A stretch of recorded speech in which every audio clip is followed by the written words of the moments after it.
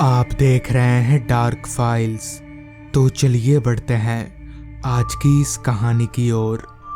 तब घड़ी में रात के 8 बज रहे थे जब हम सारे दोस्त हमेशा की तरह ही पंडित कृष्ण कुमार जी के घर में कहानी सुनने आए हुए थे।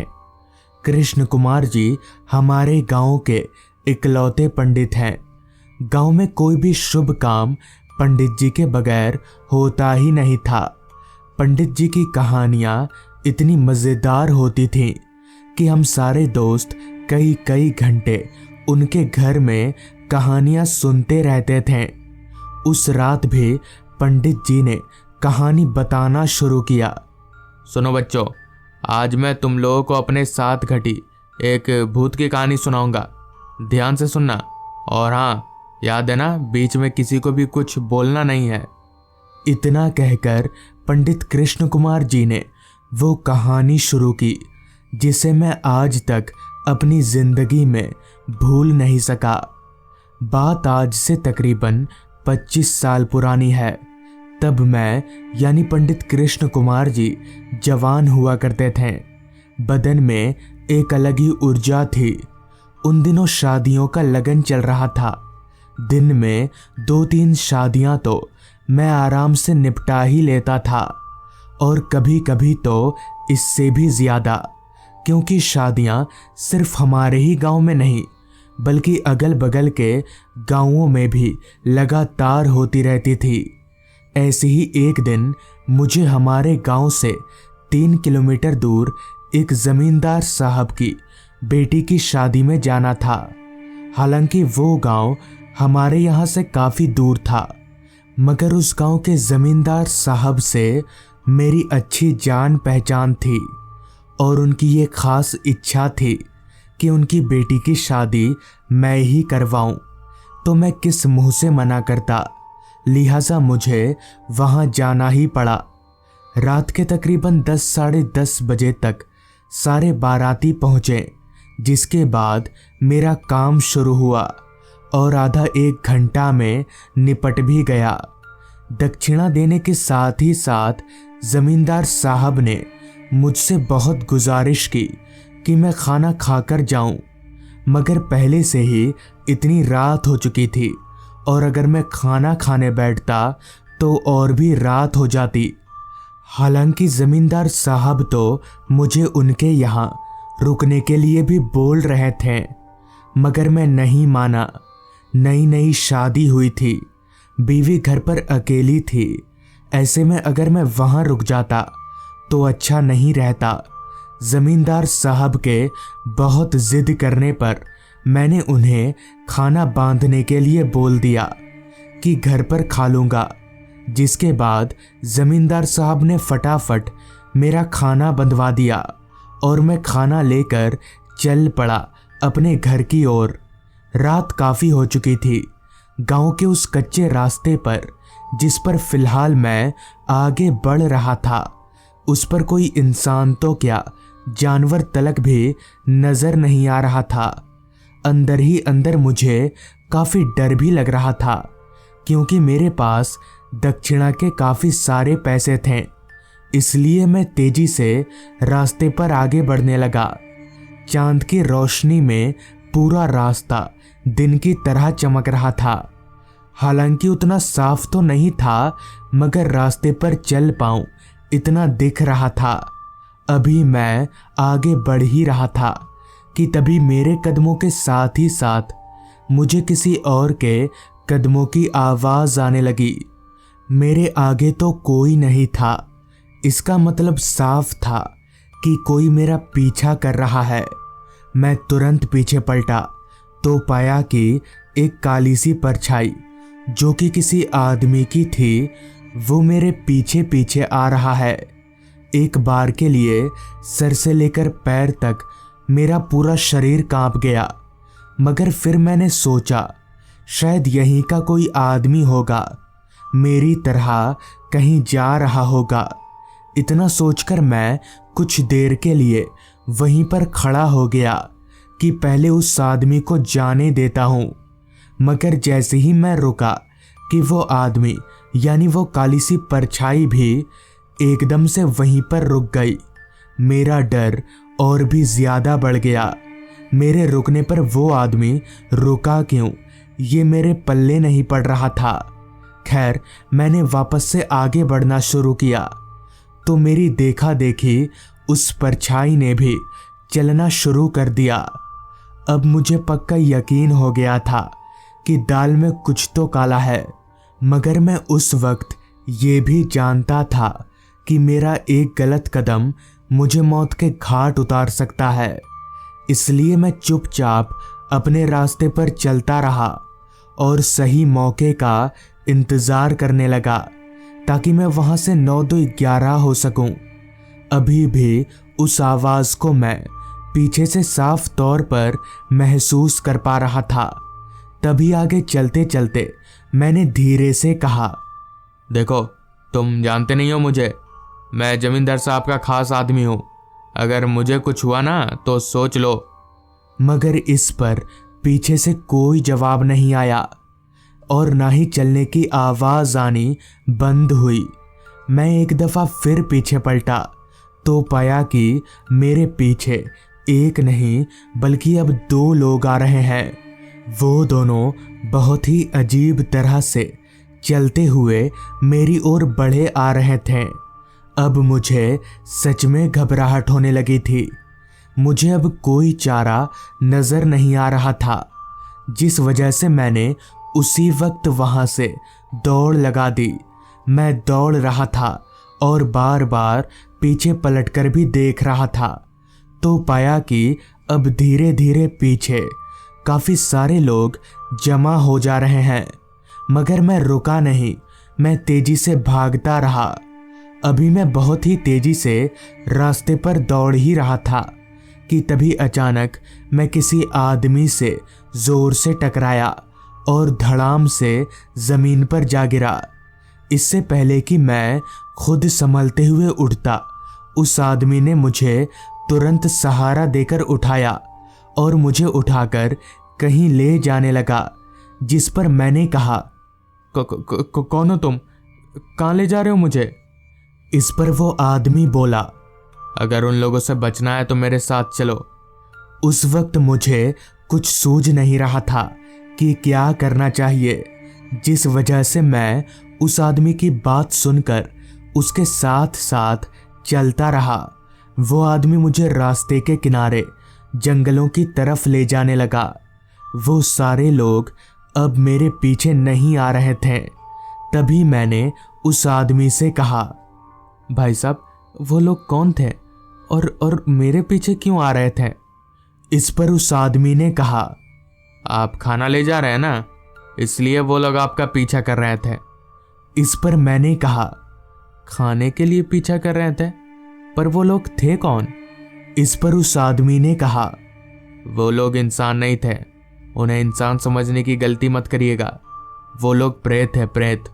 उनका यही काम है, लोगों का पीछा करना और मौका पाते ही उन्हें मौत के घाट उतार देना। ये सब सुनकर मुझे काफ़ी ज़्यादा हैरानी हुई। डर के मारे मेरा पूरा बदन कांपने लगा। मगर तभी मेरे जहन में एक ख्याल आया कि आखिर इस आदमी को इतना सब कुछ कैसे मालूम है। इस सवाल को मैं ज़्यादा देर तक अपने जहन में रख नहीं सका और उस आदमी से पूछा, भाई साहब, पर आपको इतना सब कुछ कैसे मालूम है? इस पर उस आदमी ने बताना शुरू किया। बात आज से तकरीबन 2 साल पुरानी है। मैं इसी रास्ते से देर रात अपने काम से घर लौट रहा था। तब मैं भूत प्रेत इन सारी चीज़ों पर यकीन नहीं करता था। तभी अचानक वही सारे प्रेत मेरा पीछा करने लगे। पहले तो मुझे लगा शायद वो लोग इंसान हैं, पर जब तक पता चला कि वो लोग प्रेत हैं तब तक बहुत देर हो चुकी थी। मैं उन लोगों के चंगुल में पूरी तरह से फंस चुका था और फिर उन लोगों ने मुझे जान से मार डाला। उस आदमी की पूरी बात सुनकर मैं यानी पंडित जी डर के मारे कांपने लगा। मैंने एक नज़र उस आदमी के पैरों की तरफ देखा तो सही में उस आदमी के दोनों पैर उल्टे थे। डर के मारे अभी मैं वहां से भागने जा ही रहा था कि तभी उस आदमी ने कहा, डरो मत, मैं उन प्रेतों की तरह नहीं हूं, और अगर अभी तुम वापस उस रास्ते पर गए तो मारे जाओगे, इसलिए चुपचाप मेरे साथ चलो। जिसके बाद हम दोनों जंगल के रास्ते पर ही चलते रहे। कुछ देर आगे जाने के बाद उस आदमी ने मुझे पूरा रास्ता समझा दिया। फिर मैं वहां से सीधे अपने घर आ गया। घर पर मैंने ये बात सबको बताई, मगर किसी ने भी मेरी बात पर विश्वास ही नहीं किया। बाद में जब मैंने इस घटना का जिक्र गांव के बाकी लोगों से किया तो सबने कहा कि वो रास्ता प्रेत वादित है और शाम हो जाने के बाद उस रास्ते पर जाना खतरे से खाली नहीं। उस दिन के बाद से मैं आज तक कभी भी उस रास्ते पर नहीं गया। चलो बच्चों, जाओ घर जाओ, अब काफी रात हो गई है। पंडित जी की कहानी सुनकर उस रात मैं भी काफी ज्यादा डर गया था। तो दोस्तों, ये थी आज की कहानी। अगर आपको ये कहानी पसंद आई हो तो चैनल को ज़रूर सब्सक्राइब कर लें। तो मैं आपका दोस्त आर्यन जल्द ही मिलूंगा आपसे ऐसी ही एक कहानी के साथ। मैंने ये सुना हुआ था कि अनजान रास्तों पर रात के समय किसी को लिफ्ट नहीं देना चाहिए। हो सकता है ऐसा करने से कोई मुसीबत गले पड़ जाए, मगर मुझे ये पता नहीं था कि कभी कदार इसका उल्टा भी हो जाता है। शाम का समय था। मेरे एक दोस्त ऋषभ की पार्टी में हम सारे दोस्त गए हुए थे। दरअसल उसने नया फ्लैट खरीदा था, उसी की खुशी में पार्टी रखी थी उसने। सारे दोस्तों से इतने दिनों के बाद मिलकर काफ़ी अच्छा लग रहा था। पार्टी में खाना पीना होते होते काफ़ी रात हो गई और जब बारी निकलने की आई तो समय हो रहा था रात के 11:15 बजे का, जिस पर ऋषभ ने मुझे रोकते हुए कहा, भाई इतनी रात में कहाँ जाएगा, कल चले जाना, यहीं पर रुक जा। इस पर मैंने कहा, अरे नहीं यार, कल जरा पापा को सुबह हॉस्पिटल ले जाना है आई चेकअप के लिए। और इतना बोलकर मैं वहां से निकल गया। कार चालू करके मैं जब रास्ते पर आया तो एक बार के लिए तो मैं कंफ्यूज हो गया कि कहीं मैं गलत रास्ते पर तो नहीं आ गया, क्योंकि रास्ते पर मेरी कार के अलावा और कोई गाड़ी नज़र नहीं आ रही थी। हालांकि ये इलाका थोड़ा ऑफ एरिया ज़रूर था, मगर रात होते ही इतना सुनसान हो जाएगा पता नहीं था। एक बार को तो मैंने सोचा कि वापस ऋषभ के यहाँ लौट जाता हूँ, मगर फिर सोचा कि अब जब निकल ही गया हूँ तो घर चला जाता हूँ। रात हर पल गहराती जा रही थी और मैं काफ़ी तेज़ी से गाड़ी को रास्ते पर बढ़ाए जा रहा था।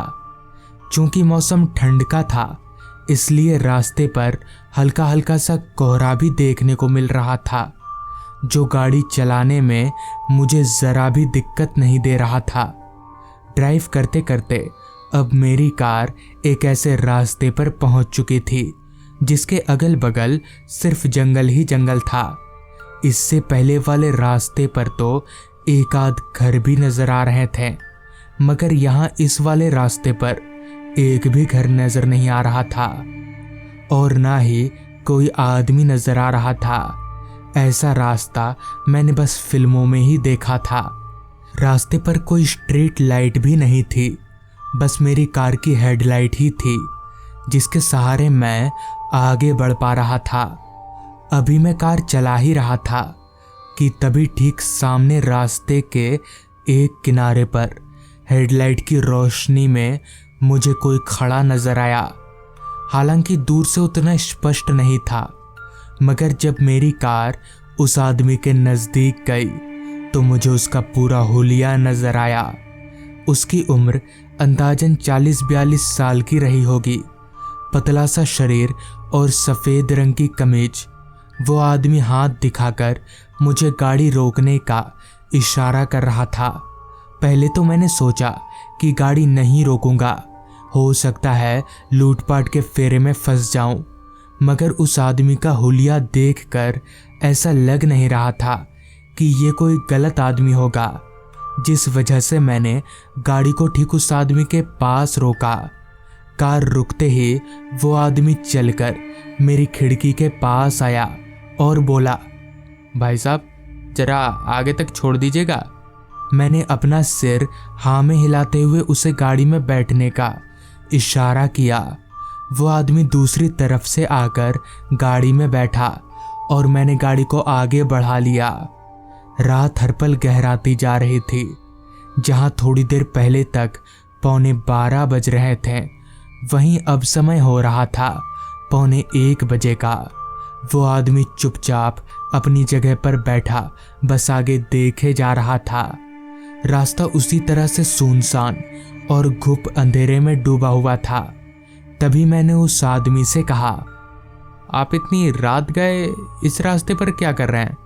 इस पर उस आदमी ने कहा, दरअसल यहाँ मेरा घर है और फिलहाल मैं किसी काम से जा रहा हूँ, पर आप इस रास्ते पर इस वक्त क्या कर रहे हैं? इस पर मैंने कहा, मैं भी किसी काम से ही आया था।